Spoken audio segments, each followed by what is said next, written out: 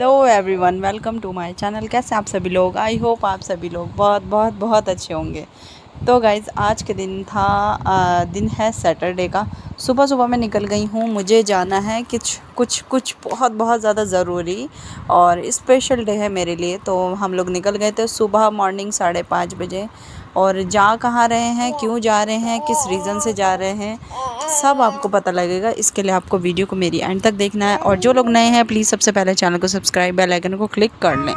चलो भाई, back to the topic. मैं आपको बता ही देती हूँ, ज़्यादा ना सस्पेंस नहीं रखना चाहिए, नहीं तो सब्सक्राइबर्स ना बुरा मान जाते हैं। तो मैं जा रही थी आज खाटू श्याम जी के दरबार में, जो कि मैंने प्रसाद बोल रखा था और बहुत समय से बोल रखा था। असल में ना मेरे बेटे की तबीयत इतनी ज़्यादा ख़राब रहती थी ना कि मुझे ऐसा लगता है कि कभी कभी हमारे मुंह से कुछ वर्ड निकल जाते हैं ना, तो वो सच हो जाते हैं। और मुझे ना बहुत ज़्यादा, मैं जल्दी से किसी चीज़ पे विश्वास नहीं करती हूँ जब तक मेरे साथ कुछ ऐसी ट्रेजेडी नहीं होती जिसके साथ मैं, कहते हैं ना, उस मुसीबत से जब मैं निकल जाती हूँ तो फिर मुझे एहसास होता है कि नहीं नहीं, अगर वो नहीं होते तो कुछ नहीं हो पाता। तो वो ये है कि मुझे प्रसाद चढ़ाना था बेटे के नाम का। और मैं पहली बार गुड़गांव आई हूँ सच में। और मैं मतलब देखती रह गई कि गुड़गांव सच में ऐसा है। आप ये यकीन नहीं मानेंगे, मैं कभी नहीं आई गुड़गांव हरियाणा की तरफ, मैं कभी नहीं आई हूँ। अगर आई हूँ तो आउटर लेयर में आई हूँ, आउटर एरिया में आई हूँ। तो यहाँ पे ना वीडियो थोड़ी सी लंबी होने वाली है, तो प्लीज़ वीडियो को स्किप मत करना, क्योंकि बहुत अच्छे अच्छे नज़ारे हैं। और बैकग्राउंड वॉइस को प्लीज़ इग्नोर करना, क्योंकि अभी भी ना हम लोग होटल में हैं और मैं वॉइस ओवर कर रही हूँ। तो मेरे बेटे को मैं कहीं छोड़ नहीं सकती और ना ही कहीं दूर जा सकती हूँ वॉइस ओवर करने। और मेरे फ़ोन की ना मेमोरी फुल होने वाली, तो मैंने कहा फटाफट ना मैं एक वीडियो शॉर्ट अपलोड कर देती हूँ।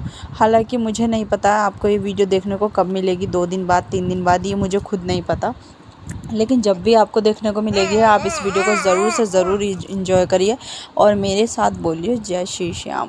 आप लोग बताइए, आप लोग कब खाटू श्याम आए थे? भाई मैं जब आई हूँ ना, इतना ज़्यादा गंदा घटिया मौसम हो रहा था, बस मैं एक्सप्लेन भी नहीं कर सकती। आप मेरी इस वीडियो में देखो, कहीं भी एक इंसान की जून तक नहीं दिख रही। जैसे कहते हैं ना कि जंगल ही जंगल, जंगल। जैसे ही मैंने जयपुर के अंदर एंटर करा है, इतने जंगल, इतने पहाड़।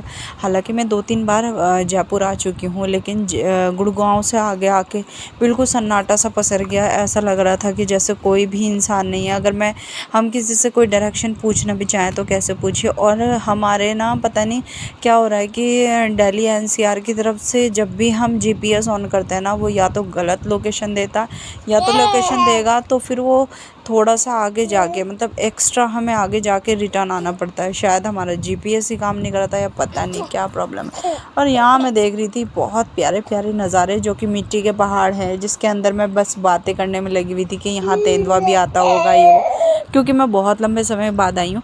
और हाँ, बात करते हैं गर्मी के मामले में, तो मेरठ के बराबर ही गर्मी है, ना ही ज़्यादा और ना ही कम, उतनी ही है। क्योंकि हम लोग वैसे भी घर के अंदर ही रहते हैं तो इतनी फील नहीं होती, और गाड़ी में तो एसी चलता ही रहता तो पता नहीं लगता। उसके बाद होटल आते हैं तो भी वही एसी लगा रहता है। पर बच्चों के साथ ना मेरा इतना बंदर बन गया था ना, सच में मेरा मुंह देखने लायक हो रहा था, इतना बेकार हो गया था कि बस पूछो मत।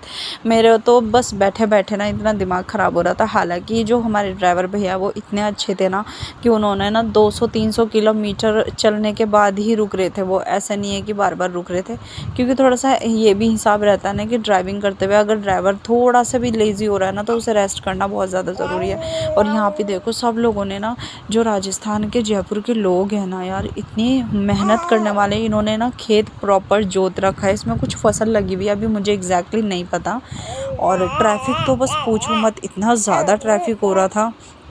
और सारे खाटू श्याम जाने वाले थे, जितने भी लोग यहाँ हमें मिले सारे खाटू श्याम के लिए जाने वाले। मतलब लोगों के दिल में खाटू श्याम बाबा के लिए इतनी दीवानगी मैंने कभी नहीं देखी कि इतनी तपती गर्मी में, और लोग इतनी, एक गाड़ी में 10-10 लोग भर भर के जा रहे थे, मतलब लिटरली। और यहाँ मेरा बेटा मुझे पुच्ची कुच्ची कर रहा था और मैं उसको दिखा रही थी कि देख बेटा, और तुझे भी गर्मी महसूस होनी चाहिए। पर थोड़ी थोड़ी देर में ना ये सो जा रहा था। मज़ा तो बहुत आ रहा था, लेकिन क्या करूँ ना, बस कुछ कुछ चीज़ें याद आ रही थी कि हाय वो पीस, मेंटल पीस कब मिलेगा, कब हम होटल पहुँचेंगे, कब हम रेस्ट करेंगे, वो चीज़ रह रही थी। लेकिन ये सब देख के खुशी भी हो रही थी कि देखो कितनी प्यारी चीज़ें। एक पेड़ के, एक कहते हैं ना, एक पेड़ की छोटी सी छांव के नीचे एक पूरा बड़ा ऊंट बैठा हुआ है। इसका मतलब समझ रहे हो ना आपकी, एक जानवर को ना छाया मिल रही है। हमारे पास क्या है, मकान है, फ्रिज है, कूलर है, एसी है, सारी फैसिलिटी, पर इनके पास सिर्फ पेड़ है। पता है, सिर्फ इस वजह से मैं कहती हूँ कि पेड़ लगाओ। मेरी वीडियोस में ना हमेशा आपको लगेगा कि ये पता नहीं क्यों ही ज्ञान देती रहती है, लेकिन पता है कभी ना कभी तो ऐसा होगा ही कि हमें भी खुद पेड़ की ज़रूरत पड़ेगी। फिर क्या हुआ, जब हम यहाँ चौपले पे आए ना, तो कहते हैं ना कि खाटू श्याम बाबा ऐसे ना आपकी परीक्षा लेते हैं। तो जब हम आए तो यहाँ इतनी रश हो रहा था, हमें ई रिक्शा वगैरह कुछ नहीं मिला, बहुत देर बाद मिला। तब तक हम थोड़ा पैदल आए थे। फिर हमने जिस होटल का अभी मैंने आपको व्यू दिखाया था ना, हमसे पूरा 3000 रुपये 2 रूम्स के लिए हैं, और इतना बेकार रूम, घटिया रूम था। तो फिर मुझे बहुत गुस्सा आया, मैंने कहा यहाँ एसी बोल के कूलर दिया है, मुझे तो नहीं रहना। फिर हम कुछ दूर पे आए तो ये वाला होटल, इतना प्यारा होटल, इतना प्यारा बना हुआ था, और प्रॉपर एसी, मतलब मुझे ऐसा लग रहा था प्रॉपर एसी रूम जिसे कहते हैं ना, वो ये था। तो अभी तो फ़िलहाल मैंने आपको जो दिखाया, मेरा बेटा सोने लग गया था, तो मेरे हस्बैंड कह रहे थे कि चल जल्दी तैयार हो जाओ। तो बस मैं जल्दी से तैयार हुई थी, और ये इलेक्ट्रॉनिक मिरर जो आजकल चल रहे हैं ये लगा हुआ था। और सच में ना मेरा इस रूम से बाहर आने का सच में बिल्कुल मन नहीं कर रहा था, लेकिन क्या करें, अभी हम लोगों ने फ़ोटो सेशन वगैरह करा, और उसके बाद हम निकल गए भाई खाटू श्याम बाबा के दरबार में। और बेटा ना मेरा हल्का सा खटर पटर की आवाज़ में ना उठ गया था, तो मैंने कहा चलो बेटा मैं तुम्हें भी तैयारी कर दूं। फिर हमने फटाफट खाटू श्याम बाबा के पसंदीदा गुलाब खरीदे, गुलाब के फूल, थोड़ा सा प्रसाद, और हम निकल गए यात्रा पे। तो लगभग 2 किलोमीटर की जो यात्रा है, सच बताऊं जाते हुए तो बिल्कुल भी पता नहीं लगी। और हम ना, मेरे हस्बैंड तो बिल्कुल इंटरेस्ट ले ही नहीं रहे थे वीडियो बनाने में, मैं ही उसमें वीडियो बनाई जा रही थी। हालांकि वो सपोर्ट कर रहे थे कि ठीक है ना तू बना, मैं हूँ ना, तुझे मेरी बनवानी है तो बता। फिर मुझे अजीब सा लग रहा था कि मैं बनवाऊँ या नहीं। तो यहाँ पे ना हम लोग करीबन बस दरबार में पहुँचने ही वाले थे, लेकिन ये एंट्री गेट के पास जब हम आए ना, एक तो पता नहीं, मतलब मुझे ऐसा लगता है, मेरे को ना जो सबसे बेकार चीज़ लगी वो, मतलब मैंने देखा है हर मंदिर में यही चीज़ होती है कि प्रसाद जो होता है ना वो पैरों में आता है, वो मुझे सबसे बुरी लगती है। मतलब मेरा कहना है कि आप ना यहाँ आओ, भले ही प्रसाद मत लो, ज़्यादा प्रसाद मत लो, धागे ले लो, माला ले लो जो पहन सके। प्रसाद या नारियल या गोला चढ़ाते हो ना, तो रेलिंग से काट काट के ना नीचे गिरा दी जाती है, जो भी दर्शन करने आ रहा है उसके पैर में लगती है। अब भाई हमारी जो रो थी ना, 4th रो थी, तो प्रसाद चढ़ाने हम वहाँ तो जा नहीं सकते थे, तो हमने ना यहीं से रोज़ जो था उनके दरबार में फेंक दिया, जो कि सभी लोग कर रहे थे, तो हम लोगों ने भी यही ट्रिक अपनाई। और सबसे अच्छी चीज़ पता है, हम जिस रो में खड़े थे ना, वो रो कंटिन्यू चले जा रही थी, पर जो पहली दूसरी रो थी वो बिल्कुल टस से मस नहीं हो रही थी। तो मुझे तो कन्वीनियंट यही लगा, क्योंकि मेरे साथ बच्चों का साथ था, तो मैंने कहा नहीं, प्रसाद चढ़ाना है और जल्दी से इस भीड़ से बाहर निकलना है।